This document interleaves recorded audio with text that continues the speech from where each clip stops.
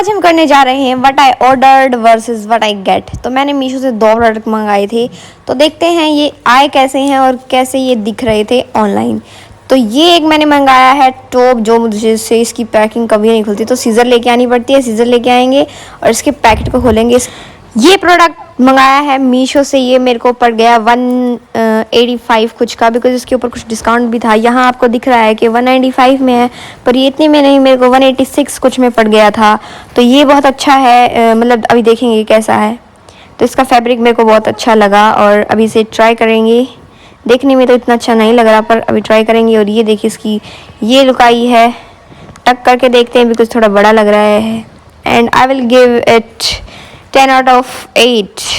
आप मंगा सकते हैं बिकॉज प्राइस इतना ज़्यादा नहीं है। ये सेकंड प्रोडक्ट है जो कि 151 का है और इसके ऊपर डिलीवरी फ्री थी, बिकॉज रोहतक में डिलीवरी फ्री दिखा रहा था। तो आप भी